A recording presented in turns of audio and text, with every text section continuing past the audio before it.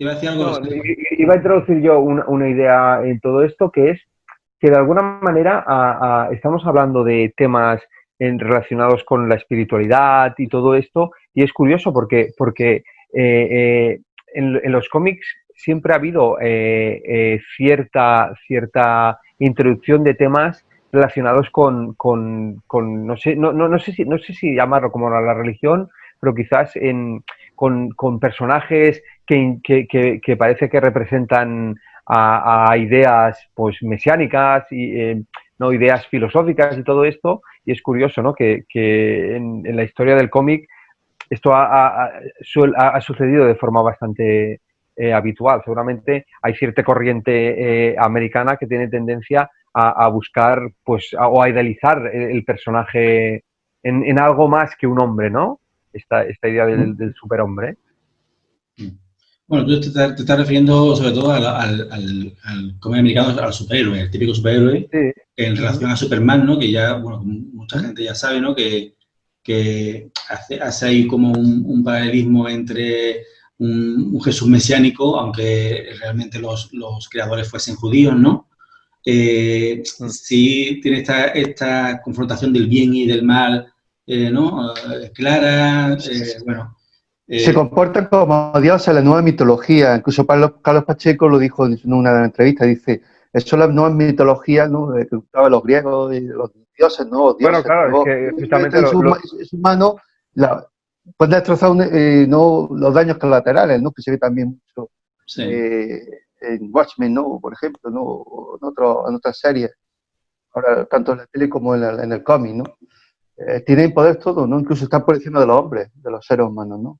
bueno, de Incluso alguna manera. También yo creo que en realidad eh, seguramente los griegos fueron los que más humanizaron a los dioses, ¿no? Esa sí. idea de que son gente que vive entre nosotros, ¿no? Que es un poco dicotomía, ¿no? Yo creo que justamente estos superhéroes, que además ahora yo creo que están mucho en los medios y de muchas maneras distintas, tienen esa doble dualidad de ser seguramente algo más, pero también tener como virtudes muy humanas, ¿no?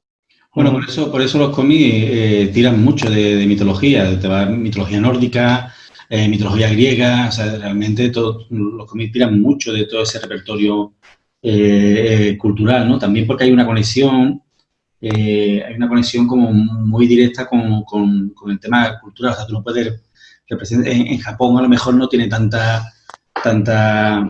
me está acordando, por ejemplo, no sé si acordáis, el Caballero del Zodíaco, ¿no? Caballero del Sí. Zodíaco, que tú dices, ostras, esto está hecho en Japón en los años 80, ¿no? Estaba el Caballero del Zodíaco, ¿no? No sé, 90, no estoy muy seguro.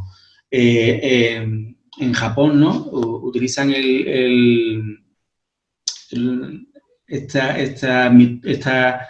todos estos conceptos de la astrología más occidental, ¿no? Teniendo todo el tema astrológico oriental, ¿no? O sea, ¿por qué Bueno, utilizan? incluso te lo mejoro un poco más. En la versión original de Los Caballeros del Zodiaco se llamaban los santos de Sella. O sea, o sea, le llamaban, o sea, utilizaban una palabra cristiana para hablar de ellos, ¿no? De alguna manera lo que hacen es apropiación cultural, ¿no?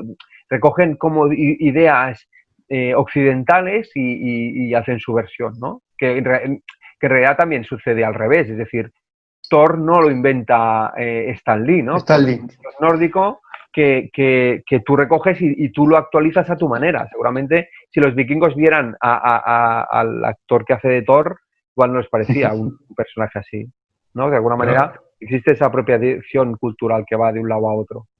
Sí, pero esto que estáis diciendo no aplica solo al cómic. No sé si conocéis la obra de Rick Riordan. Rick Riordan es el autor que está vendiendo más novela en el mundo. Y básicamente Rick Riordan escribe novela juvenil que tiene 3 sagas principales de libros. Una saga que está basada en el personaje de Percy Jackson, que es un personaje exclusivamente de la mitología griega y romana, es decir, entra todo el pabellón de dioses. Tiene otra saga vinculada a la mitología egipcia, con los hermanos Cain, y luego tiene otra saga vinculada a la mitología nórdica, con el personaje de Magnus Chase. Este hombre ha vendido millones de libros utilizando lo que es el concepto de la mitología clásica, historias de la mitología clásica, trayéndolas a personajes actuales. Sí. Por ejemplo, sitúa el Monte Olimpo encima del Empire State Building. Entonces, es una fuente agotable, ¿por qué? Pues porque son arquetipos de pasiones que no dejan de funcionar y que siguen estando entre nosotros. Es decir, cambian los nombres, pero al final seguimos siendo humanos. De momento no hemos sido sustituidos por máquinas, no nos queda tanto, pero estamos ahí, ¿no? Pero es muy interesante lo que estáis comentando, porque al final, sea el lugar que sea, nosotros vemos una cultura occidental y estamos muy imbuidos por lo que es Roma. Pero Roma y Grecia beben directamente de Egipto, vamos. No hay más. Y la mitología nórdica quizás sea un poco más diferente y venga de una cultura más eslava o más indoeuropea, pero al final estos arquetipos existen ahí y siguen funcionando. Y cualquiera que los coge les sabe dar el toque para actualizarlos, ya sean cómicos o novela, vende como churros. Porque han pasado miles de años, pero siguen describiendo cosas que en nuestro día a día están ahí. Y por ejemplo... Era por el tema de Neil Gaiman, que ha sacado la serie, que ya se está haciendo serie de American God, ¿no? De la tecnología, incluso los dioses de las tecnologías. Sí. Como que me ha hecho la experiencia de lo que has dicho, Juan. Claro, sí, de hecho, American Gods es 3/4 de lo mismo. Coge dioses de diversos lugares, los trae aquí, hace una lucha. Y los nuevos dioses. Sí, de hecho, una de las cosas que yo he aprendido con Kiri es que al final quizás no deberíamos definirnos como Homo sapiens, sino como Homo creyente. Es decir, el ser humano necesita creer, me da igual si cree en el dios A, en el dios B, o en la tecnología o en el dinero, pero al final las creencias forman parte de nuestro día a día. Y eso quizás, ese punto de las creencias es lo que define esta conexión de todos estos miles de años y todas estas historias que, por más que pase el tiempo, las puedas actualizar y sigan teniendo vigencia y sigan siendo de interés. Al final, digamos que la creación de cualquier mitología o de cualquier creencia es parte de un proceso de creación de cualquier personaje. Pero a mí lo que me parece interesante es que cuando, por ejemplo, todo este aluvión de Marvel, de todos los procesos con la película que está sacando Marvel y las series y ¿no? Este nuevo boom, ¿no? No se ha contado nada nuevo. Todo es lo mismo de siempre. Entonces es muy interesante que eso de que nos están metiendo la cultura americana, pero la cultura americana bebe de la cultura, como ha dicho Juan, ¿no? Los clásicos griegos. O sea, en el fondo partimos, vamos al concepto que está muy mal visto, ¿no? De la cultura judio-cristiana, ¿no? Cuando tú te planteas, ¿no? Estamos haciendo, ¿no? Kiri, una de su línea editorial es el patrimonio cultural y potenciamos, o sea, sacamos libros, obras clásicas de nuestra cultura y las reestructuramos con una visión nueva. Pero tenemos, sobre todo esto pasa en España, ¿no? Esta reacción contra nuestra propia cultura, como si fuese, ¿no? Como si fuese algo a batir. Pero es que los americanos nos están contando lo mismo, y eso sí lo aceptamos, y están reconvirtiendo todo este repertorio. Entonces, a mí me parece curioso cómo lo mismo, según cómo te lo cuente, lo acabas aceptando, ¿no? En el fondo, ya se ha contado todo lo que se está contando. Y simplemente te lo estamos reestructurando y te lo estamos volviendo a mercantilizar de otra forma, ¿no? Pero bueno, es lo que estáis diciendo, ya sea Grecia, Roma, los países nórdicos o Asia, ¿no? Pero sí es cierto que vuelve a contar lo mismo. ¿Y qué contaban los griegos y los romanos? Que es lo que decían de Juan. En el fondo, los griegos y los romanos, vamos a lo esencial de toda esta mitología, que pasa lo mismo en Watchmen, que pasa lo mismo en X-Men, que pasa lo mismo en el fondo. Todos estos superhéroes o todos estos dioses, al final actúan como una familia.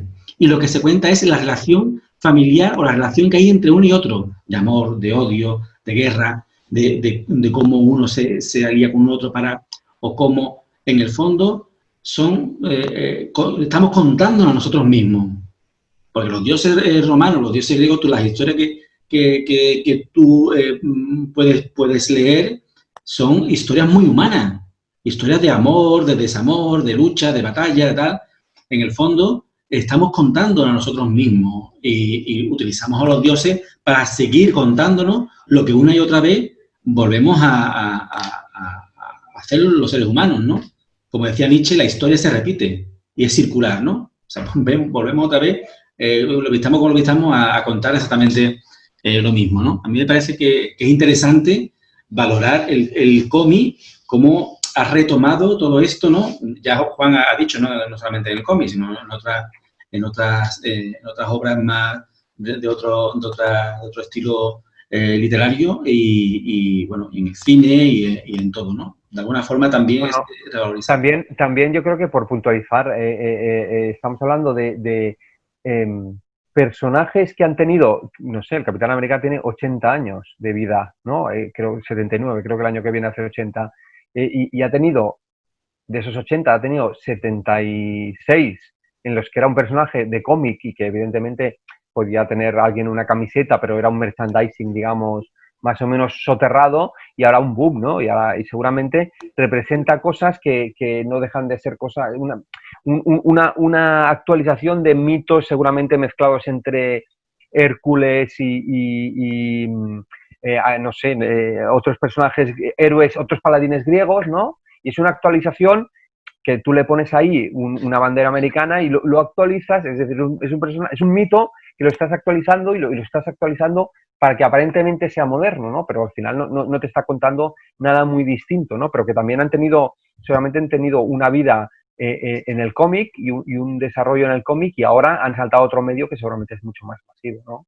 Es decir, que también estos mismos personajes también han tenido como una vida previa, y ahora en otro medio que es más masivo están una versión de ellos, ¿no? Porque además es que un personaje de 80 años no es igual ahora que cuando nació originalmente, ¿no? Quería recordaros una cosa. El Capitán América empezó siendo un vehículo de propaganda del propio gobierno, y seguro que Stan Lee en su momento, cuando trabajó con el personaje, no se imaginaría que el personaje ha terminado saliendo en el cine como parte de un grupo de apoyo gay, y ahora es un elemento de crítica al gobierno constantemente, porque la Marvel le da una caña al gobierno americano increíble, cosa que a mí me gusta. Pero bueno, eso era simplemente por hacer una reflexión de lo que estábamos hablando del Capitán América. Al final sí que evolucionan un poquito, gracias a Dios, aunque algunas veces no nos gusta en qué dirección van.